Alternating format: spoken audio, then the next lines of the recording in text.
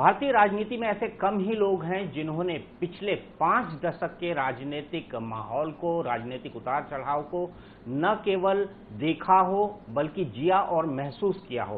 प्रणब मुखर्जी जी का नाम यूपीए सरकार के संकट मोचक और कांग्रेस के सबसे जानकार विद्वानों में माना जाता है। अब उनकी राजनीति की एक नई पारी की शुरुआत हो रही है। तालकटोरा रोड से वो रायसीना हिल्स तक पहुंचने की तैयारी में है। हमारे साथ हैं खुद प्रणब दा, बहुत बहुत बधाई हो आपको इस नॉमिनेशन के लिए, चुनाव के लिए। वीरभूमि से लेके रायसीना हिल्स तक का सफर, जिसके रनअप में आप अभी खड़े हैं, प्रेसिडेंट का चुनाव सामने है और आपकी जीत तय मानी जा रही है आंकड़ों के हिसाब से। कैसा रहा यह सफर? ना, ये तो मैं बहुत सम्मानित अनुभव कर रहा हूँ। जब यूपीए चेयरपर्सन सभी यूपीए पार्टियों ने मुझे उम्मीदवार निर्णय कर चुका। उन्होंने बताया ये यूपीए की ओर से आपको राष्ट्रपति पद के लिए जो 14 चुनाव हो रहा है, ये चुनाव में भाग लेना होगा। तो उसी टाइम मुझे ये फीलिंग्स हुआ, ये मेरे लिए एक सम्मानित स्वीकृति भी है। तो मैं सबसे आभार प्रकट किया था। मैं इतना ही कहूँगा, सिर्फ मेरे जीवन में नहीं है, सभी पॉलिटिकल एक्टिविस्ट के लाइफ में चौड़ाई उतराई यात्रा पथ के लिए वो होगा ही। स्मूथ सेलिंग तो हो नहीं सकता, क्योंकि life is not like that. तो इसलिए ऑफ कोर्स मैं तो मेरा सार्वजनिक जीवन शुरू किया मेरे गांव से। उसी टाइम मेरा जो डेवलपमेंट का कॉन्सेप्ट था, ये एक अच्छा सड़क बने, उस सड़क में मैं कम से कम पैदल से तो अच्छा से जा सकता, क्योंकि सड़क नहीं था। तो even the concept of development वो तो बदल जाता है समय से, उम्र से, ये बदल जाता है। जब मैं बचपन में था, मेरी सबसे बड़ा जो इच्छा था कि एक अच्छा सड़क बने। वो 2 नाला था, वो पानी में जब बिल्कुल करंट होता था तब बहुत मुश्किल होता था नेगोशिएट करने के लिए। ये कम से कम एक ब्रिज बन जाए तो अच्छा होगा। आप तो उसमें मैं खुश हो नहीं सकता। आज तो बिजली चाहिए, नल का पानी चाहिए, हेल्थ सेंटर चाहिए। तो विकास का भी जो कॉन्सेप्ट है, वो कॉन्सेप्ट का भी बदल जाता है। सो ये लोकतंत्र का ब्लेसिंग्स है। ये गांव में रहने वाला लोग भी आज सपना देख सकता, राष्ट्रपति बन सकता, कि देश के वित्त मंत्री बन सकता, देश के सर्वोच्च पद पर जा सकता। ये गणतंत्र का कंट्रीब्यूशन है। हमारा मुल्क में गणतंत्र नहीं होता तो ये तो पॉसिबल नहीं होता। दादा, मैंने आपके बारे में एक इंटरव्यू पढ़ा था, तो आपने कहा था एक पॉलिटिकल स्टूडेंट हमेशा ये सोचता है कि क्या वो देश के राष्ट्रपति पद तक पहुंच पाएगा। क्या आपने अपने 5 दशक के लंबे राजनीतिक करियर में कभी सोचा था कि एक दिन ऐसा भी आएगा जब मैं देश का प्रथम नागरिक बनूंगा या उसके रनअप तक जाऊंगा? नहीं, राष्ट्रपति मैं आपको सच बताऊंगा, मैं जब बचपन में थे, मैं बहुत छोटा से अखबार पढ़ते थे, Bangla of course, Bengali, not English newspaper, Jugantar, Amrita Bazar group का एक न्यूज़पेपर है, तो मैं पढ़ते थे। तो उसी टाइम कांग्रेस प्रेसिडेंट को राष्ट्रपति बोलता था। देश स्वतंत्र नहीं थे, तो सर्वोच्च पद में तो वाइसरॉय, गवर्नर जनरल था, लेकिन कांग्रेस सभापति को मीडिया में राष्ट्रपति करके, कांग्रेस जनों ने भी राष्ट्रपति करके संबोधित करते थे। तो वो होने का मेरी एक वासना था।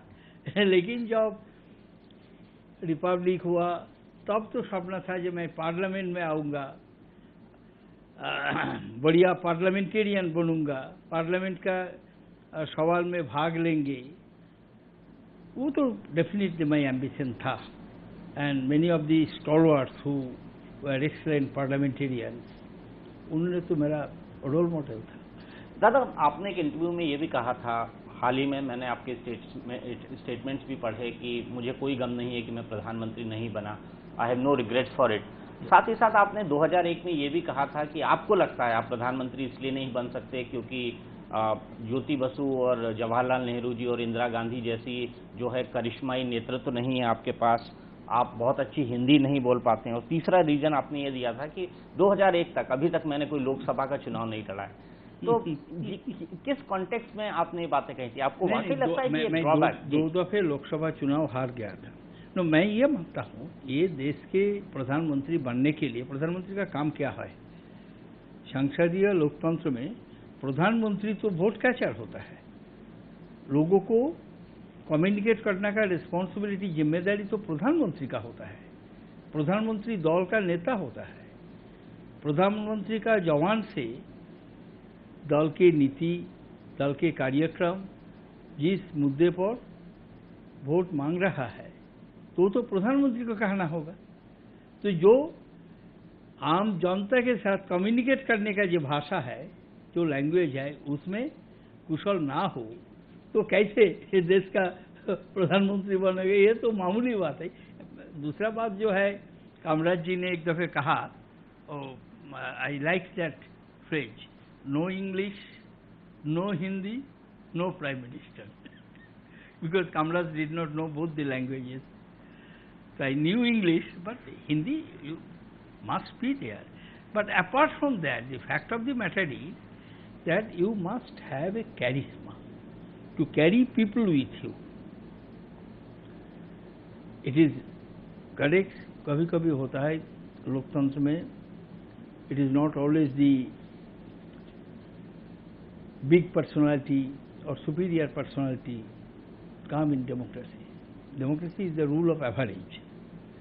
लेकिन ये भी हो सकता है डेमोक्रेसी में भी चर्चिल के माफिक कैरिस्मेटिक लीडर, नेहरू के माफिक कैरिस्मेटिक लीडर, रूजवेल्ट के माफिक कैरिस्मेटिक लीडर, ये भी डेमोक्रेसी का कंट्रीब्यूशन है। दादा, जब हम पॉलिटिकल साइंस पढ़ते हैं तो जिस तरह का पार्लियामेंट्री सिस्टम हमने अडॉप्ट किया है, वेस्टमिंस्टर मॉडल ऑफ डेमोक्रेसी हमने अडॉप्ट किया है, तो लोग कहते हैं कि भारत का राष्ट्रपति, जो हमको सिविल साइंसेज की बुक में बचपन में पढ़ाया गया, एक रबर स्टैंप होता है। क्या आप इस तरह के जो कंपैरिजन किया जाता है प्रेसिडेंट की पोस्ट को पॉलिटिकल सिग्निफिकेंस के हिसाब से, उससे सहमत हैं या आपका इंटरप्रिटेशन कुछ अलग है? ये फ्रेज ठीक नहीं है, क्योंकि राष्ट्रपति का रियल एग्जीक्यूटिव पावर राष्ट्रपति के पास नहीं है, ये बात सही है। ये इलेक्टेड एग्जीक्यूटिव जो होता है, प्रधानमंत्री, मंत्रिमंडल के सदस्य, उनकी पर जिम्मेदारी है पॉलिसी बनाना, फॉर्मुलेट करना, पॉलिसी को लागू करना। लेकिन राष्ट्रपति को रबर स्टैम्प बोलना ठीक नहीं होता है, क्योंकि राष्ट्रपति symbolizes the national aspirations, whatever are the basic ethos, philosophy of the country, that is being symbolized and represented by राष्ट्रपति। तो राष्ट्रपति का पद का गरिमा है, इसीलिए उनको क्यों बनाया जो आर्म्ड फोर्सेस का सुप्रीम कमांडर क्यों बनाया? राष्ट्रपति हो सकता है एक राइफल का ट्रिगर भी प्रेस नहीं कर सकता, लेकिन सुप्रीम कमांडर क्यों बनाया? वो सिंबॉलिक है। वॉर डिक्लेरेशन प्रधानमंत्री तय करेंगे बिल्कुल, जो वॉर होगा कि नहीं होगा, फॉरेन पॉलिसी क्या होगा कि नहीं होगा, लेकिन जब फॉर्मल वॉर डिक्लेयर होता है तो राष्ट्रपति करता है। ट्रीटी जब होता है तो राष्ट्रपति का नाम से होता है। एम्बेसडर जब अपॉइंटेड होता है, राष्ट्रपति का नाम से एम्बेसडर अपॉइंटेड होता है। एम्बेसडर जो दूसरा मुल्क से आता है, वो राष्ट्रपति के पास आपका क्रेडेंशियल सबमिट करना पड़ता है। तो ये ठीक नहीं, वो that is over simplification I will say.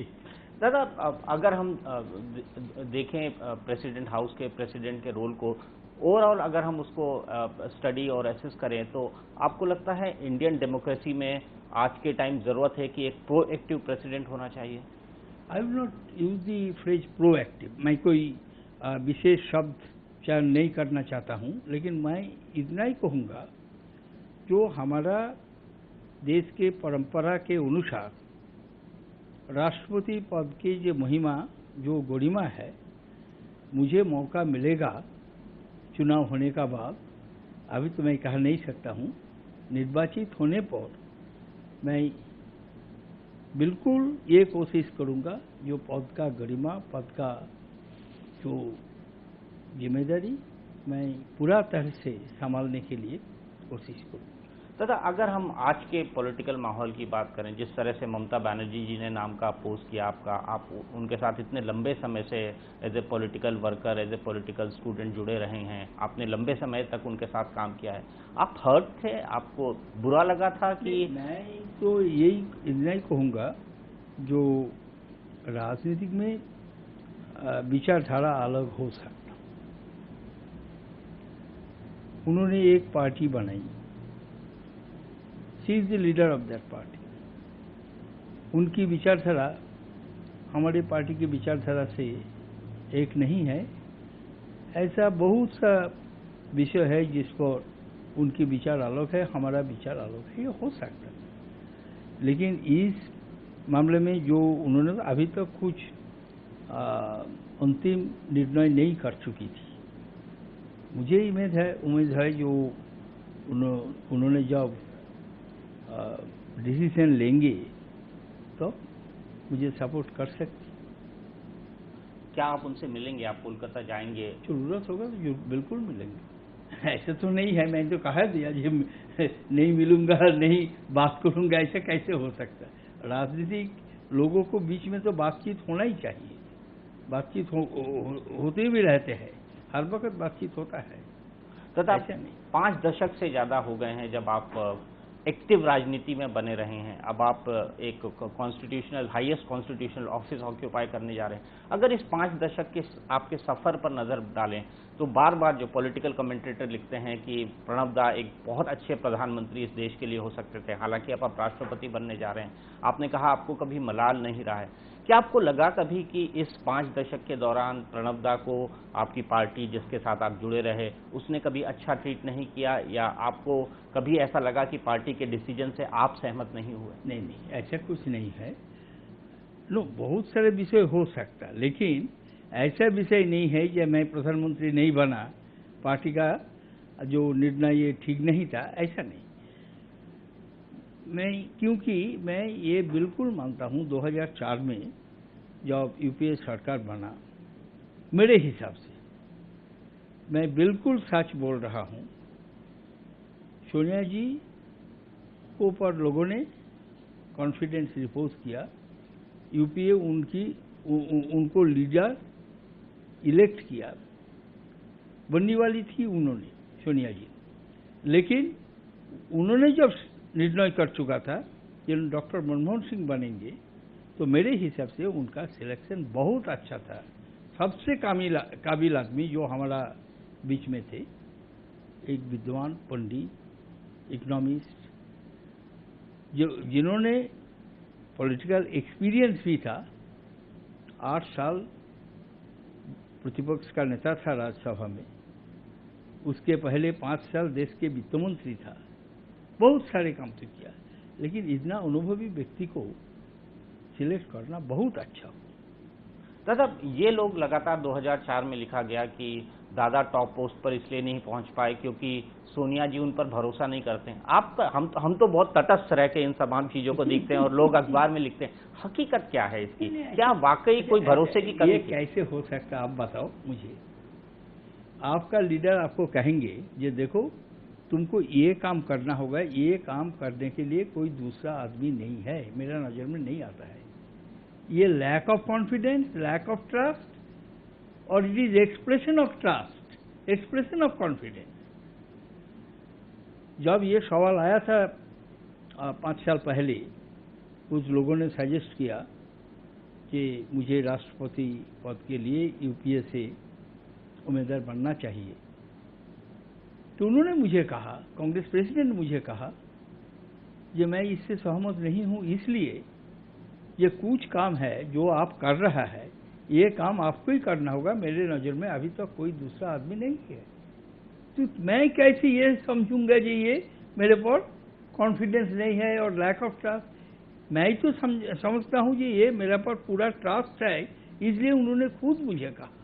So why should I regret? Active political life की सबसे ज्यादा क्या चीज मिस करेंगे? मैं बिल्कुल एक्टिव पॉलिटिकल लाइफ का जो चार्म है वो दूसरा किसी काम से मिलता नहीं।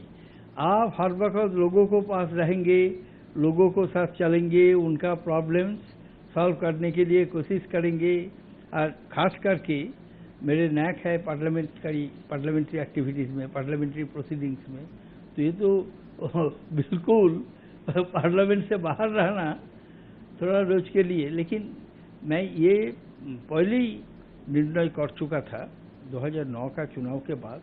मैं कहा भी था एक इंटरव्यू में, ये 2014 में मेरी उम्र होगा 79। At that age whether I will be able to contest or not, that I do not know. Therefore I thought, और मुझे ये भी पूरा विश्वास है, जो ओल्डर जनरेशन को, नया पीढ़ी के लिए, नया जनरेशन के लिए रास्ता क्लियर करना चाहिए। लंबा देर तक विकेट में रहने से फायदा होता नहीं तो नया पीढ़ी का मौका नहीं मिलेगा। नया पीढ़ी का मौका नहीं मिलेगा तो चाहे दौड़ हो, चाहे सिस्टम हो, चाहे प्रतिष्ठान हो, इंस्टीट्यूशन हो, इसको वायबिलिटी, इसको भीगर को बढ़ाने के लिए ये जरूरी होगा नया पीढ़ी को रिस्पॉन्सिबिलिटी, जिम्मेदारी लेना। इसलिए ओल्डर जनरेशन को तो वैकेट करना ही पड़ेगा। बहुत बहुत शुक्रिया दादा, हमारी आपकी लेकिन आपका व्यूअर से मुझे माफी मांगना चाहता हूँ, मेरे हिंदी अच्छा नहीं है इसलिए। नहीं दादा, बहुत अच्छी हिंदी बोली आपने, आपका बहुत बहुत शुक्रिया और हमारी तरफ से आपको बहुत बहुत शुक्रिया। Thank you very much.